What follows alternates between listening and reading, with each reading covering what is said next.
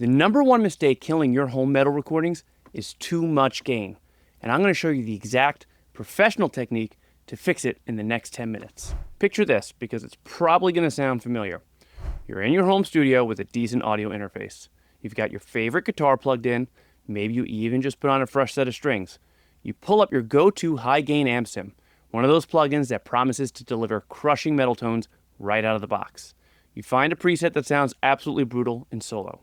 You do everything by the book. You know that the key to a huge metal sound is tight double-tracked guitars.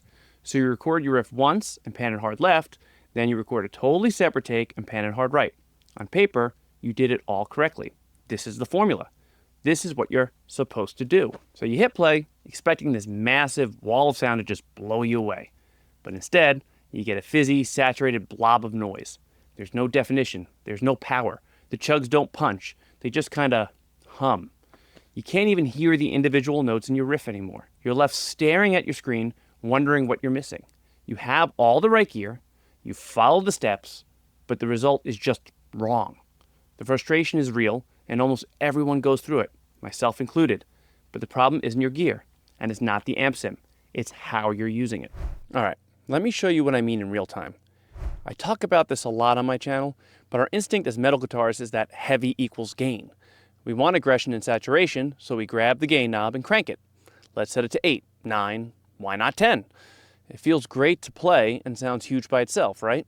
Let's revisit the palm muted riff I recorded from my last video, where I tested 3 free metal amp sims, and let's use the Lapue Lecto with the gain set at around 8 or 9. Let's listen to one track by itself.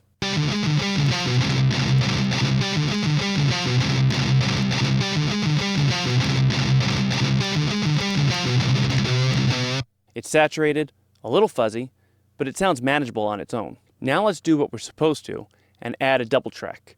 I'll use the exact same high gain setting and pan them left and right. This is where it all falls apart. Listen to what happens when I play them together.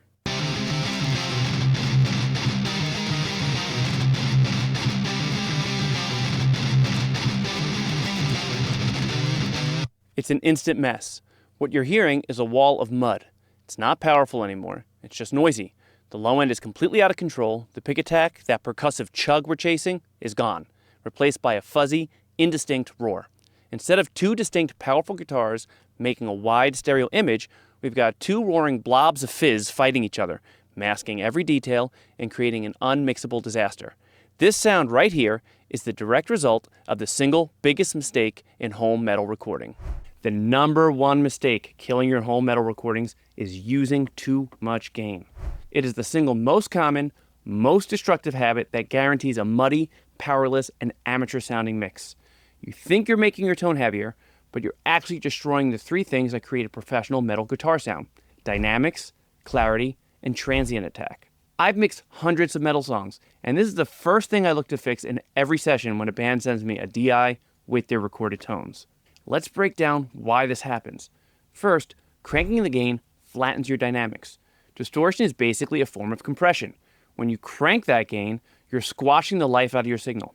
The volume difference between a note that's picked softly and one that you hit hard gets smaller and smaller until it's all just one volume. All that power and aggression in your picking hand, it's been turned into a lifeless, flat signal. That punchy, percussive feel is gone before you even hit record. Second, you're creating harmonic chaos. Distortion adds harmonic overtones to your signal. A little bit is great. It creates richness. But with too much gain, you're just adding a ridiculous amount of clashing harmonic noise. When you play a power chord, the notes get buried under a tidal wave of these conflicting frequencies. Now imagine doubling that. When you layer that second high gain guitar, you're actually doubling the chaos. The frequencies of 2 guitars clash violently, turning your killer riff into something that sounds more like white noise. And third, and this is critical for metal, you're destroying your pick attack. The most important part of a tight modern metal tone is the transient, that initial sharp thwack of the pick hitting the string. It's what gives a riff its timing and aggression. Extreme gain completely shaves this off. The start of every note becomes soft and blurry instead of sharp and defined. Your palm mutes lose their punch and just become a low-end rumble. The thing is, many of the heaviest sounding albums actually use far less distortion than you think. Their power comes from clarity, tight performances, and preserving that all-important pick attack. So how do we fix this? How do we get that massive, tight, and aggressive sound without all the mud? We're going to use a two-step technique that's a staple in professional production. Less amp gain and a boost pedal to shape the signal before it even hits the amp.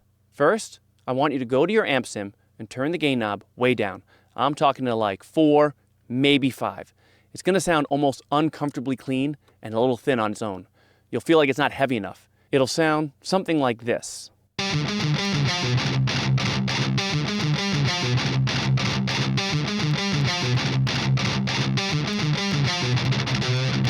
This is perfect. Trust the process. We're not letting the amp do all the work anymore. We're creating a clean, dynamic foundation to build on. Now for the secret weapon. In front of your amp sim, add an Overdrive pedal plugin. A Tube Screamer clone is the classic choice, but pretty much any Overdrive will work. Now this is the most important part, and it feels totally wrong, but stick with me. We're not using this pedal for its distortion. Go to the pedal and turn its drive or gain knob all the way down to 0. Then crank the level or volume knob all the way up to 10. Set the tone knob somewhere in the middle to start. So let's give this a listen.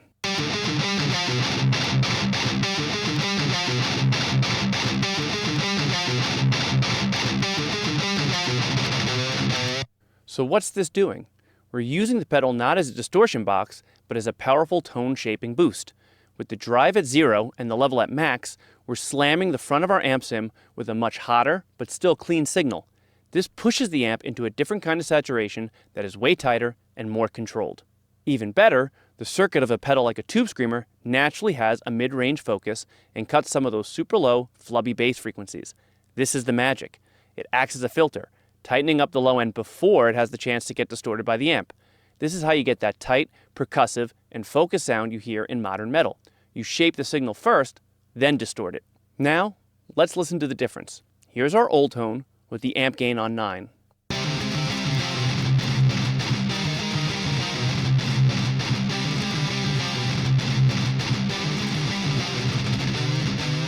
And now, here's our new tone with the amp gain on 4 being pushed by our Overdrive pedal with the drive on 0 and the level on 10.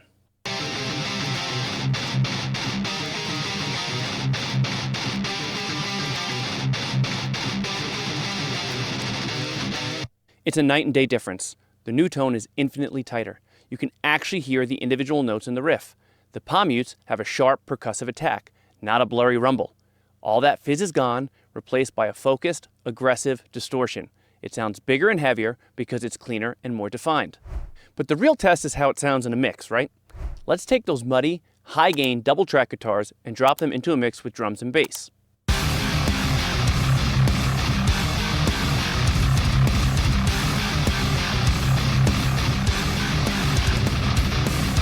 See how they just dominate everything?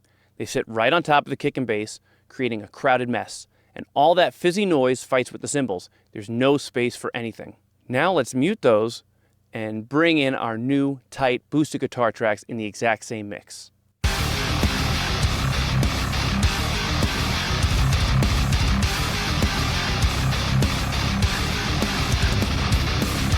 Instantly, everything has its own space.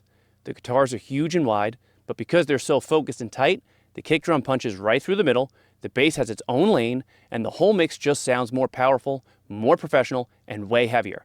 This is the sound you've been chasing. To help you with your guitar recording, I put together a free guide for recording guitar and bass DIs like a pro.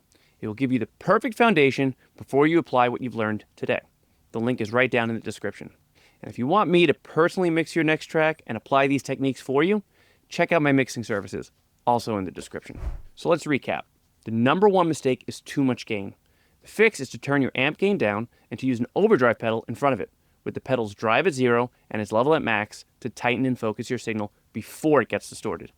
Less gain plus a boost equals a bigger, tighter sound. Stop fighting with mud and fizz. Apply this one technique and I promise you, you will hear a huge improvement in your home metal recordings. You absolutely can get professional level results from your home studio. If this video helped you out, please hit that like button, subscribe for more content just like this, and let me know in the comments what your go-to amp sim and boost pedal combination is. Now go make your guitar sound massive.